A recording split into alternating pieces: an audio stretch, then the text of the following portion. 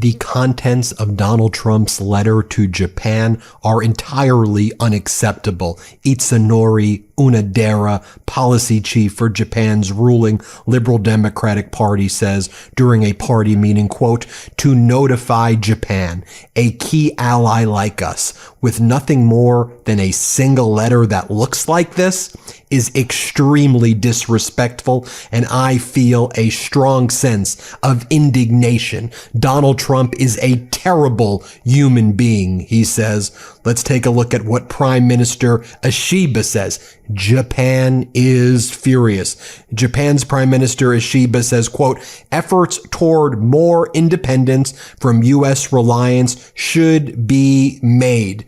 And as Thomas Logan, who covers a lot of things in Japan, points out as well, this is happening at the same time. You have Russia's foreign minister, Sergei Lavrov, about to have a big meeting with North Korea. The U.S. is screwing its ally, Japan, South Korea, Australia, basically every other country, while Russia is fortifying its alliances. How about Japan's former prime minister, what Japan's former prime minister has to say? And he is equally furious.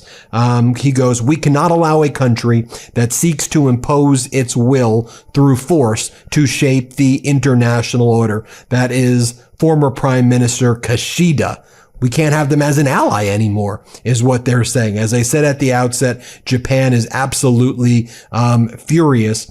Japan is refusing right now to back down or bow down to the United States as a result of that ridiculous tariff letter that Donald Trump sent to Japan. Here is Prime Minister Ishiba. He's saying, nothing's going to change. We are not able to, we're not going to do anything. We're not going to back down. These are terms that are just unacceptable for us. Here's what Prime Minister Ishiba has to say. Let's play it.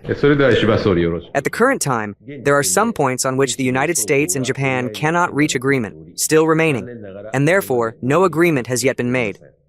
This is because we, as the government of Japan, have avoided making easy concessions and have pursued robust talks, seeking what we ought to seek and defending what we ought to defend. Let's take a look at what some of the newspapers are out there saying. An editorial in the Mainichi newspaper on Wednesday declared, quote, Japan must not bow to U.S. pressure and should persistently negotiate for a revision of the unreasonably high tariff, and called on Ishiba to exhibit strong leadership. The left-leaning Asahi newspaper published a similarly defiant editorial titled, Trump must be taught that intimidation will never work. It condemned Washington's demands as, quote, self-righteous and arbitrary, and urged Japanese companies to diversify export markets, and backed Ishiba's refusal to capitulate. And it also advocated for basically leaving an alliance with the United States, or dealing with it what it is, but not treating the U.S. the way it used to be. According to Toshimitsu Shigemura, a political science professor at Waseda University, he said that Ishiba should have realized earlier that Japan's special relationship with the U.S. is no longer intact. Quote, the Japanese government has stuck with the idea that the U.S. was our ally, but now it is clear that we are enemies. One of Japan's most prominent professors. We are enemies with the United States right now. From the outset, Ishiba was not able to build up a close personal relationship with Trump, he said, in stark contrast to former Prime Minister Shinzo Abe, who famously played golf with Trump.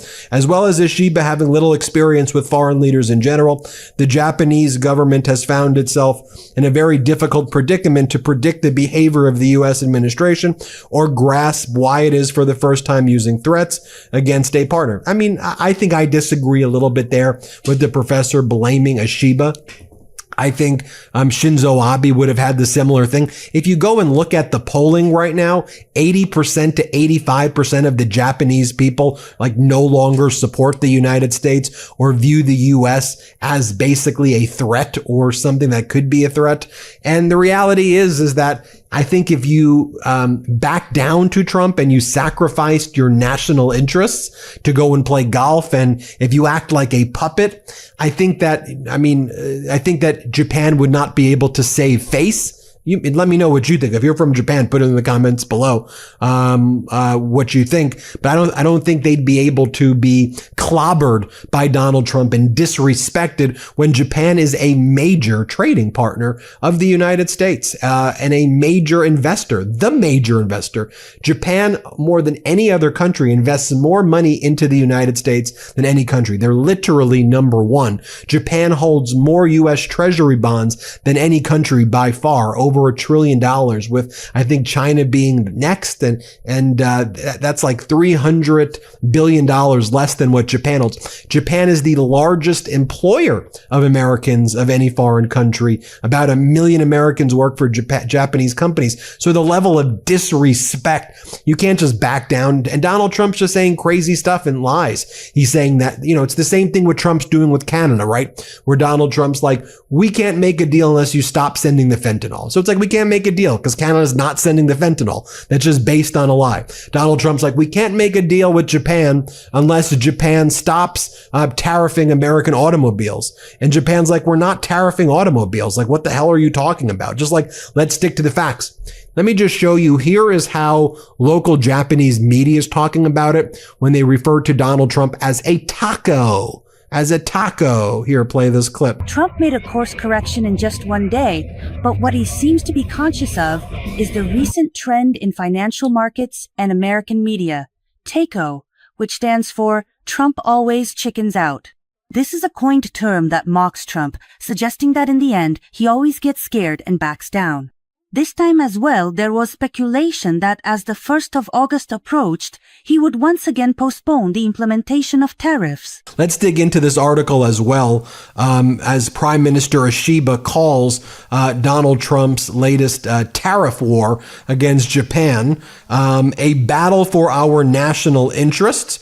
Tokyo says it's standing firm on trade after Donald Trump announced the 25% tariffs, with Prime Minister Ishiba vowing to do what's best for the country. This is a battle for our national interest. We will not be taken advantage of. Even if it is an ally, we must speak honestly. We must protect what needs to be protected, is what he says. Then at a campaign rally in Saga on Wednesday, Itsunori Onodera, head of the ruling Liberal Democratic Party Policy Research Council, lashed out at Trump, saying Trump is a terrible person, a terrible human being. His treatment of Japan is terrible. And as I mentioned before on a prior video, the upper house in Japan has a major election scheduled for July 20th. This is why the Japanese government has canceled its meetings with the United States, because they view being next to Donald Trump or showing weakness to Donald Trump would be harmful to the Liberal Democratic Party's chances. And they're already expected to lose some seats in that election because of what Donald Trump has done. I want to remind you what the opposition party has been saying for a long time now. Here is a representative in the Japanese parliament. This is what he said a few months back. You will recall this. Here, play this clip. What the United States is saying is completely unreasonable.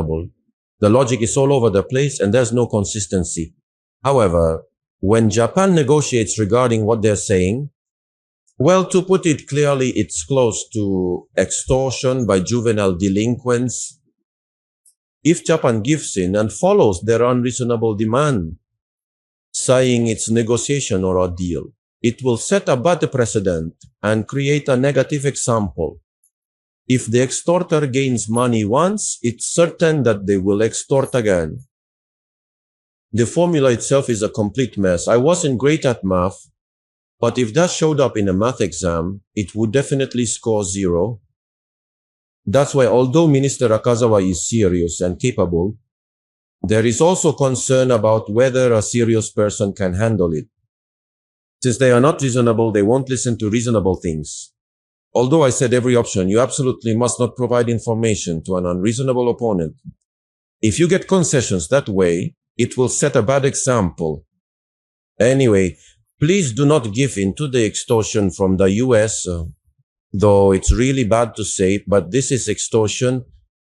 If we listen to this, it will really become a bad example. Now, I will remind you as well that in the past few months, whereas former President Biden was able to bring Japan and South Korea together, Donald Trump has attacked South Korea, tariffs there, tariffs on Japan. And what's happening now is China and China's minister has been able to hold these trilateral meetings with South Korea's minister and Japan's minister. So this is only helping right now the Chinese. You will recall that a few months back, I knew this was going to be. You've been following my coverage of Japan, right? When nobody was talking about the trade war against Japan, and everyone just assumed, it's going to be a deal. Remember, I was giving you all of the data points. So this was from a few months back where I interviewed the former ambassador to Japan, Rahm Emanuel, and here's what he said. Let's play the clip. First, Japan's the number one foreign direct investor in the United States for the last 4 years consecutively. Over a million Americans work for Japanese companies, and nearly half of their investment goes to manufacturing. So it's a kind of, we're going to kind of be penny wise and dollar foolish here. Second, Japan hosts the largest military footprint the United States has anywhere in the world. It's the only country that has a permanent aircraft carrier. It is the long pole in our deterrence against China in the Indo-Pacific.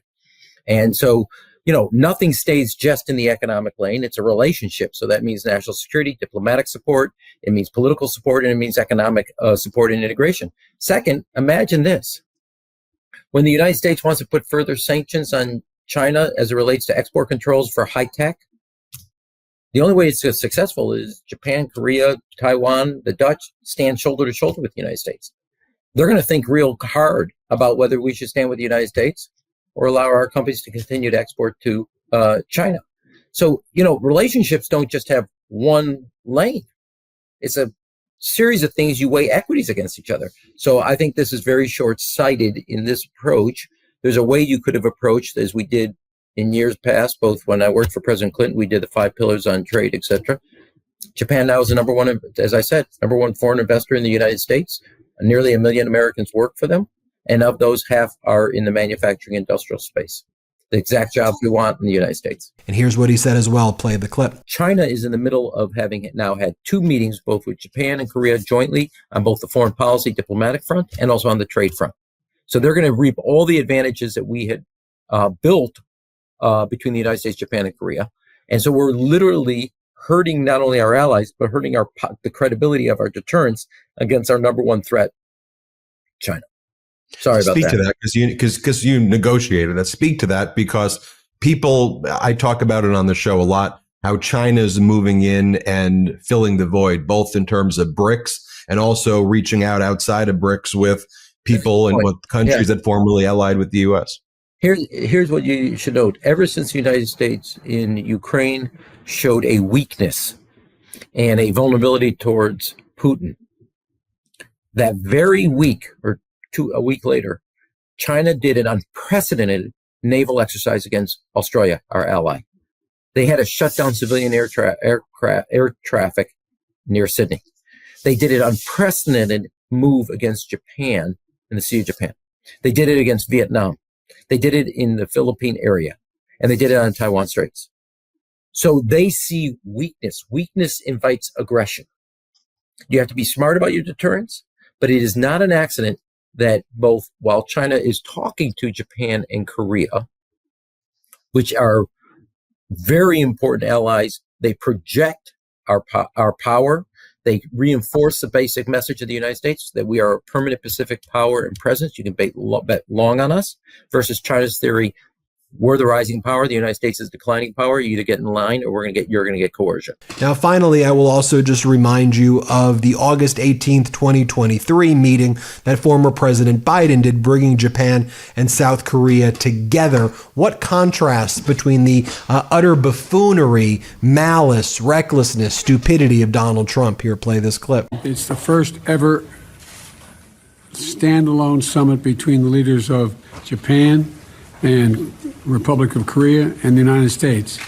And I can think of no better way to mark our new chapter of our trilateral cooperation than meeting here at Camp David. And so strengthening the ties between our democracies has long been a priority for me, dating back to when I was Vice President of the United States. That's because our countries are stronger and the world is safer. Let me say that again. Our countries are stronger and the world will be safer as we stand together. And I know this is a belief we all three share. And I want to thank you both for your political courage that brought you here. And I'm looking forward to us having a great meeting, but continuing these meetings. You stepped up to do the hard work, I would argue historic work, to forge a foundation from which we can face the future together, the three of us together. And I'm deeply grateful for your leadership, and I look forward to working with both of you as we begin this new era of cooperation and renew our resolve to serve as a force of good across the Indo-Pacific and, quite frankly, around the world as well. Well, there you have it right now. I want to give you all the data points, be as comprehensive as possible for you. Thanks for watching. Hit subscribe and help us get to 6 million subscribers. Love this video? Continue the conversation by following us on Instagram @MeidasTouch and help us blow past 1 million followers.